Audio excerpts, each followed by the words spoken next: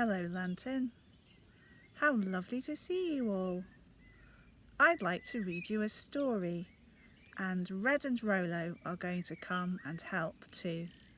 Here goes. Red and Rolo, are you there? Are you there? Come and tell a story, come and tell a story. We can share. Get ready, children. I think Red and Rolo are here. They've got a book they'd like to share with us. It's a book of fairy tales, and there's lots of stories to choose from. Oh, look, some shoes, some pairs of shoes. I wonder where they came from. 1, 2, 3, 4, 5, 6, 7, 8, 9, 10, 11, 12. I wonder what story has 12 pairs of shoes in it. Rolo, what's a pair? I don't know, Red. What does pair mean? Is this a pair? Well, it's an avocado pear, but a pair of shoes means when two shoes are matching. Any pair is two items that match. Like this? Yes, that's a pair of avocado pears. Well done, Red. Well done, Rolo. Yippee! Can you see any other kinds of pairs of two matching items in the room? Stop the video and see what you can see. You're looking for two matching items, a pair.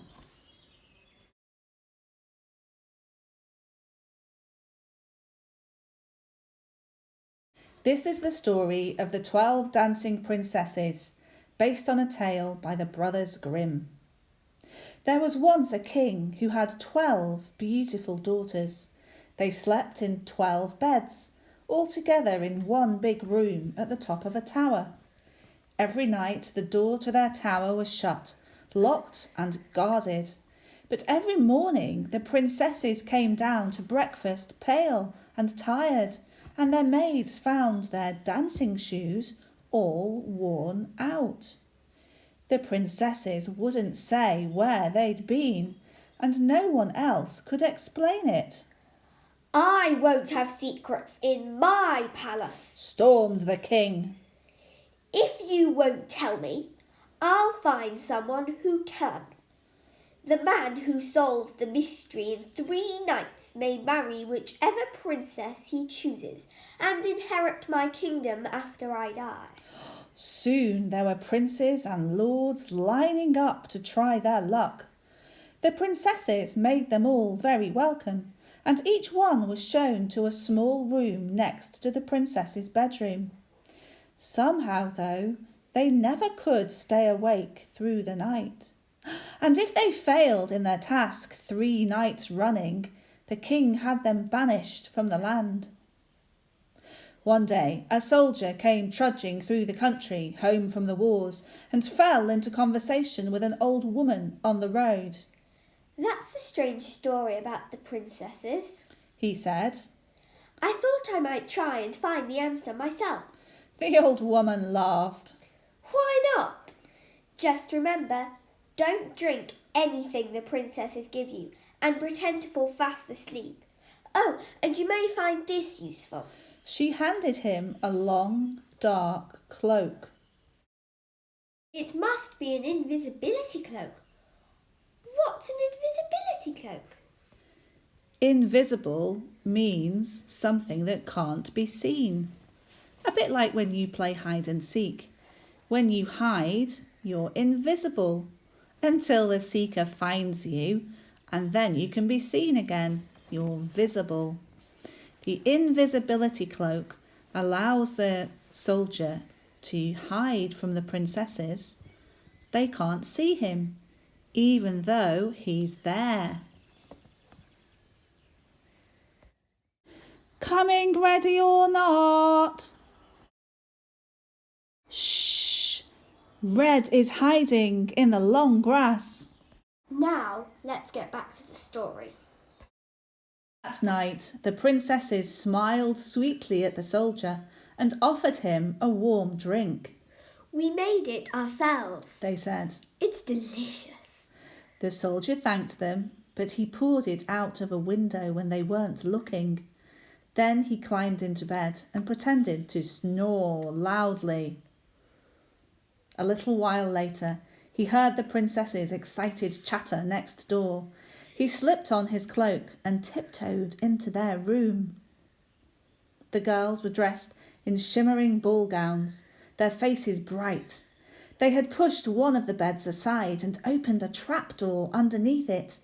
The soldier was just in time to follow them down a winding staircase. At the bottom of the stairs stood a forest of tall trees with silver leaves that gleamed in the moonlight. The soldier broke off a silvery twig, and the youngest princess whirled around. What's that noise? Someone's following us. Don't be frightened, little one, said her sisters. No one's ever found the way before. That old soldier would sleep through 40 fanfares. It's probably just a fox in the bushes.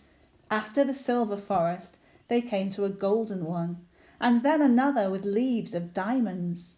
Each time the soldier took another twig and hid it under his cloak. The youngest princess looked round anxiously, but she didn't say anything to her sisters. They reached a glassy lake where 12 princes were waiting in lantern-lit boats to row the princesses across. The soldier stepped into the last boat, along with the youngest princess. How strange, said the prince. I'm rowing as hard as ever, but we're far behind the others. And look how low our boat is in the water. On the other side was a castle, with bright lights and music spilling from all the doors and windows. The princes and princesses went in and joined the dancing, and the soldier went with them, skipping invisibly between the couples. Finally, as the sun rose, the princes rowed the sleepy princesses back across the lake. So that's 12 princesses, 12 princes, 12 boats, and 12 pairs of shoes. Which shoes would you choose to dance in? And how would you dance in the shoes that you have chosen? Have a think about that now. I want to dance in those fun-looking slippers. They look like elf slippers. I want to dance in wellies. Then I can stomp, stomp, stomp. Now, let's hear the end of the story. When they landed, the soldier raced ahead through the forests and up the stairs. By the time the princesses came in, he was safely in his bed, and they laughed to hear his snores.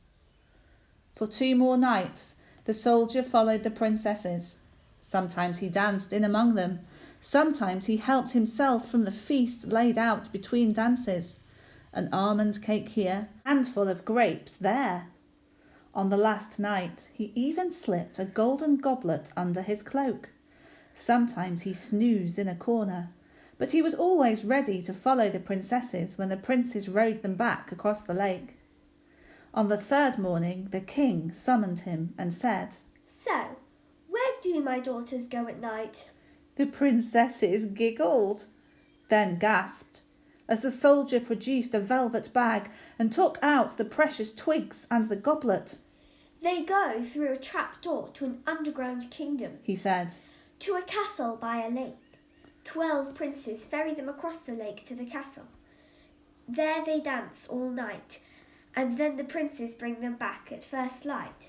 The king could see from his daughters' shocked faces that the soldier was telling the truth. You shall have your reward, he said. Which princess do you choose? Well, said the soldier, I'm not so young anymore.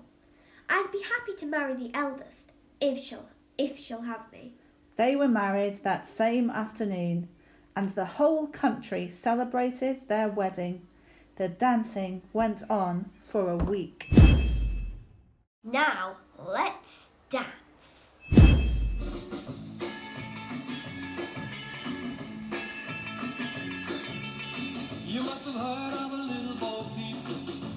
gal with all the sheep. Well, one day it's sad to say the sheep all ran away. She was lonely and she was blue. She was sad and I cried too. So I told her what to do. I said, put on your dancing shoes.